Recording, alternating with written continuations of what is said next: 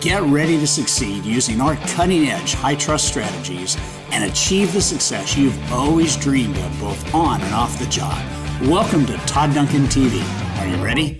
Hey, it's Todd Duncan. Welcome to episode 24 of Todd Duncan TV. It's great to be with you, as it is every single week. And my goal is real simple. I want to share with you in 15 minutes or less ideas that can make a profound difference in your life and in your business. And if you like this video, I would be honored if you tell the world you like it and share it with your friends that you think would benefit from the same advice that you're receiving in our time together. One of the things I want to talk about as we head into the end of the year is the exceptional mindset of high performers, right? And so part of why we do what we do, and part of why high trust exists, and part of why I really, truly, deeply believe that life and business are integrated in and amongst each other, is this idea that if we can figure out how to be more successful on the job, and by that I mean, more productive on the job, have higher conversion skills on the job, have more boundaries in what we allow in and out of our time on the job. If we can adopt mindsets of how high performers practice business disciplines, the theoretical outcome is that you would have more balance in your life. And so this idea of if you put boundaries on your business, you will achieve balance in your life, I think begins to bring together kind of the tapestry of it's hard to separate the two, especially when you understand that high trust is about doing business with people you love. And if you do business with people you love, then outside of just doing business, you will love being together, right? And so I want you to be thinking about kind of the power of how those two things come together. At the same time, I want to say to you that the most important thing is that you don't wake up every day with gray matter trying to do both at the same time. I think there's a time for business, and I think there's a time for life. And I think, sadly, business robs most people from the time they'd like in their life because they're not efficient with how they do the business. And certainly one of the mindsets of how high performers do business to give them faster, more profitable results is the mindset of they act as if, right? And so when we think about acting as if, what we're really thinking about is going to the end of the hour, the day, the week, maybe even the month, the quarter, the year, and acting as if what you want, who you want, when you want, and how you want it is already done, right? I remember the first time that I got really clear on my thinking around client acquisition. And I think one of the big things that you need to get your focus around is that every business needs an acquisition strategy. You need it, I need it. Any business that relies on cash flow needs to attract customers to its ecosystem, right? And so if in a high trust world, you're uber focused on working with the people that are productive, working with the people that you like to work with, then you have to, by definition, have strategy around acting as if. Acting as if that relationship you want is already happening. Acting as if the money you want to make is already occurring. Acting as if the volume that you want to transact is already, in fact, your reality. And it's not that it is or it isn't. It is the way that you think. And the way that you think really unleashes how you operate in the marketplace. And I want to kind of unpack this for you as we go along. So I was recently watching an episode of $1 Million Listing Los Angeles, and there was a big potential listing contract that the Altman brothers are trying to get. And I remember that they had sat down with the developers of this property. They were having a negotiation and discussion, and basically at the end of the listing appointment, they asked for the listing contract. And the developer said that, they're going to talk to two other high-profile real estate agents. And you could just tell that there was a little bit of this kind of downtrodden expectation, because right there at that moment in time, they expected to get and they did not. Okay? And so right there becomes kind of a point of how do you go forward from there? Because if you're a salesperson and you take that as defeat, or you take that as kind of something that you weren't anticipating, and you let that materialize into your behavior, then obviously you're going to pull yourself away from the attractiveness of that partnership and that relationship. If you, on the other hand, take that as a chance to act as if even though you don't have it, you're going to get it, and you let that set up your circumstances, then there's an odds-on chance that acting as if you have what you don't have but you want to have, you will have an entirely different execution in the marketplace, primarily around the amount of value you create, right? So a couple things here. My operating philosophy in acquiring business partners and clients and so on and so forth is that it's not a matter of if they're ever going to become a client. It's only a matter of when. And if I have a mindset around when and I'm acting as if, there's a strong chance that I'm going to accelerate that outcome. Eventually, that outcome of when we start doing business together will be, in fact, shortened if I don't have a mindset of, I wonder if they're ever going to do business with me. So obviously you can see the positivity around the mindset of a high performer. It's never a matter if, it's only a matter of when. And so then the when is defined as the time frame in which you have this initial thought and the time frame in which they say yes and what you do in between. And I want to talk about that on this episode. The other thing that I saw that translated in the viewing of $1 Million Listing was when Josh Altman said, we're going to act as if we have the listing. We're going to act as if we already have this in the can. We're going to act as if we already have the contract. So what are the things we need to do right now without having the listing contract to, in fact, act as if we have the listing contract so that we can impress the developer so it will shorten the amount of time in which they may not say yes. And that's the ultimate goal, right? It's assume the relationship, act as if you have the relationship. What would you be doing if they were your best partner? And begin to look at the transference of value and how fast that accelerates the reality. You know, act as if you are already making the money you want to make. What would you do if you were making, X amount a month instead of, what you're currently making? What would be the behaviors? Act as if you're already healthy. What would be your behaviors if you were already healthy and you were at your perfect weight and you're at your perfect energy level and all that? Act as if you have that. When you act as if you have it, you essentially have begun with the end in mind, to coin Stephen Covey, and you begin to operate in that context, right? So act as if, and there's 3 laws in high trust selling that I want you to pay attention to, okay? One is called the law of incubation. And incubation is overlooked by most salespeople. And in fact, there is a direct relationship between incubating somebody who you want to act as if you have a business partnership with and them actually saying yes. Okay? The second law is the law of the scale. And the law of the scale says if you want more business, be more valuable to fewer people. And so this becomes a filter through which you run your value propositions. It becomes a filter through which you decide who is worth adding the most value to. It's a filter through which you develop segmentation and target marketing. It's a filter through which you begin to decide really the reality of a more from less kind of business partnership. And I have to really answer that question if I'm in sales. Do I want $1 from 10 people, or do I want $10 from one person? That's kind of the mindset of the law of the scale. And the law of the scale is a very important law as it relates to incubation. I'll explain that in just a moment. And then the third is the law of the encore.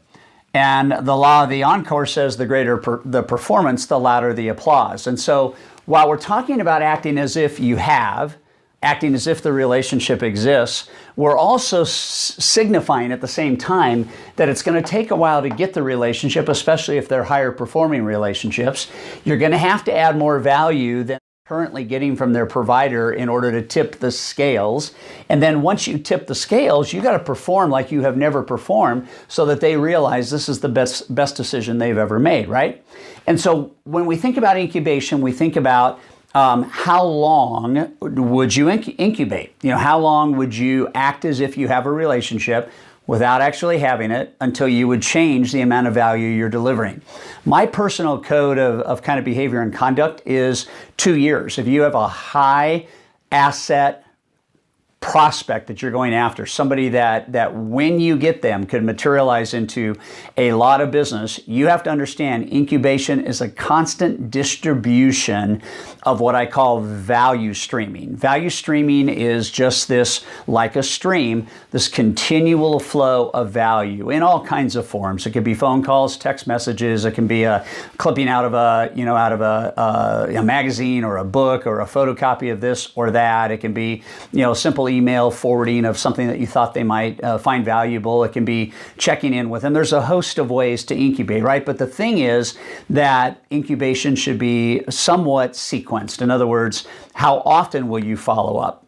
Okay, so I'll give you an example. One of my top real estate agents took about 1.5 years before I finally got her, even though I was acting as if she was a partner, before I finally got her to be a partner. And during those 18 months, I averaged about 5 to 6 communications a month of extreme value.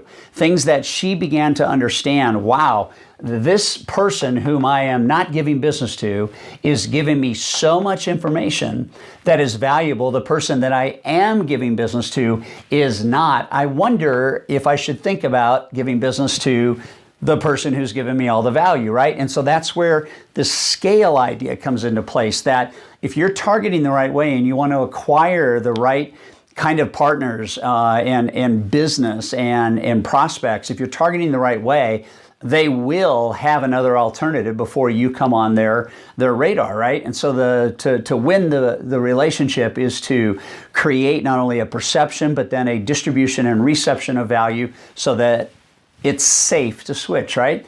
And then once they switch, we have to obviously deliver what the expectations are plus, right? And that's why this whole concept of, in today's digital world, of 5 stars and online reviews and all of that is so important, because if I do a great job with somebody who I've tipped the scale with, they're going to become a client for life, and a client for life is the best way for you to move from acquisition to optimization of the relationship, then to retention. And a retained client that you have acted as if is a client that can be super valuable as you continue to build your business and enterprise. The other thing that's interesting about the law of the scale is you don't need as many business transactions to make the same amount of money. You have to create more value, and as a result of that, create more referrals, right? And so the referrals, you lower your prospecting cost, you lower your lead cost, you lower even your expense cost on the front end when the retention piece is high, because those guys and gals will go out of the way to bring you business. And the cycle of closing a referred lead versus a cold lead and the speed with which that can happen, it's obvious that it will happen much more quickly, right? And so one of the things that this whole idea of acting as if requires of you is it requires this concept over here to never ever give up, right? And I know that sounds so like sales 101, right? But this idea of never give up, I want you to just think for a moment, how good are you at following up? What percentage of consumers, business partners, discussions that you have, what percentage of those are actually materializing into a deep and meaningful partnership? If I do not look at it and I do not evaluate it and I do not really take a look at what that percentage is, I will by default spend far too much time, far too much money, and have too much brain damage because conversion is low and marketing and distribution and advertising and farming and all that is too high, right? So again, getting back to, would you want $1 each from 10 people, or would you want $10 from one person, or $5 from 2, or $2.50 from 4? That's the strategy of never giving up. If I never give up because I act as if I've got the right relationships that I'm going to incubate, they are high asset referral potential partners, and I serve them in ways that undeniably is bulletproof, off the charts, over the top, and it's that 5-star experience, then I never, ever, ever, ever, ever will watch my business go backwards. So there's no downside to acting as if. There's not one negative thing that can happen as a result of you having a positivity towards client acquisition and ultimately the scale converting to you, right? But the one thing that I see most people missing the true interpretation of is that age-old line from Glenn Ross, where Alec Baldwin stated that the ABCs of selling are always be closing, always be closing, always be closing. And I reject that. I don't think that is how that should be defined. I think that, in fact, if you're always closing, you're always creating potentially pressure in the selling ultimate decision, which is yes, right? So always be closing, always be asking, all that. I ditch that. I say that the ABCs of selling in the new modern world are always, we'll stay with that, always works, B works, but instead of closing, I would like to suggest that you should always be connecting. And the reason why you should always be connecting is because if you're always connecting, you're more than likely always converting. And we did a episode, I don't know, probably 3 or 4 months ago called the 3 C's of selling. And if I'm not connecting, then I by default cannot convert at the highest level possible. So I want you to think as you head into, maybe some planning time as you roll from this year to next year. I want you to be thinking of your business in terms of what is your core belief during the day? Do you operate from a position of fear in that you're worried about whether or not you're going to get enough business, you're going to have enough clients?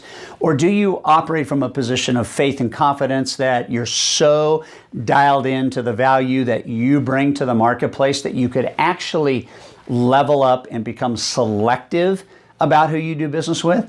Man, if you could get to that latter piece where you have faith in your ability to add the kind of value that disrupts the market, the kind of follow-up that is usually not seen and not felt on behalf of prospects, and you could have the kind of mindset that says every single day, it's never a matter of if, it's only a matter of when. I want you to answer the question, would you win? Would you, in the end, win if you had that mindset? And I think the answer is yes. So what I believe is probably the key for you to be thinking about relative to this lesson is what is the value you bring?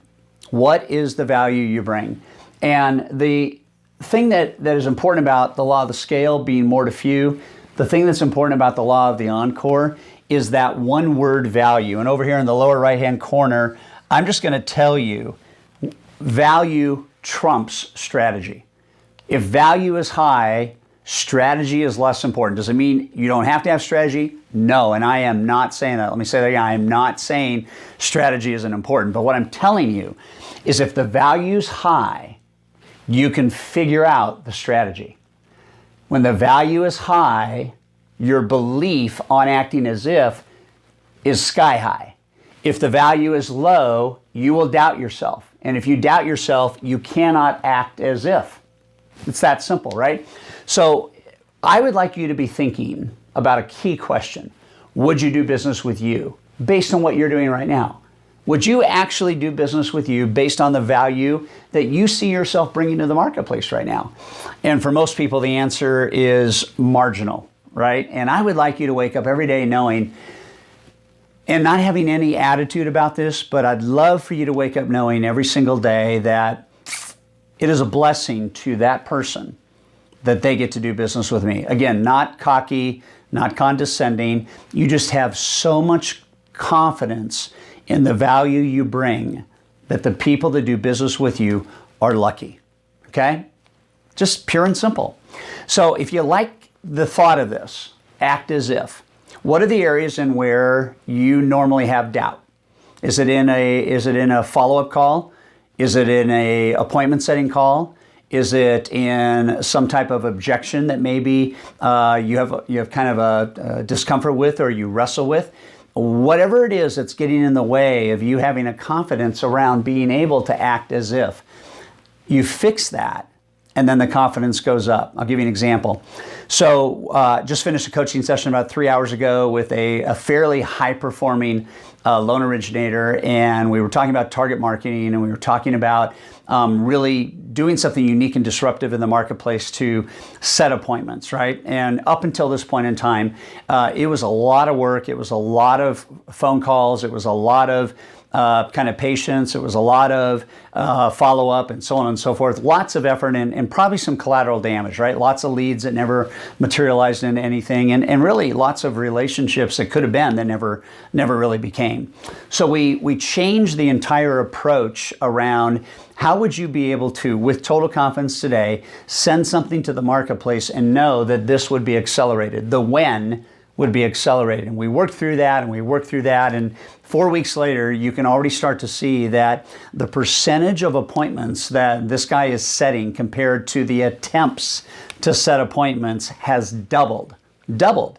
That means on 10 attempts with his now number is half. It used to be somewhere between 2 and 3. If you could do that, if you could get that mindset, would you be able to act as if? So the more you have confidence in what you do, the more you can act as if you have what it is that you want, okay?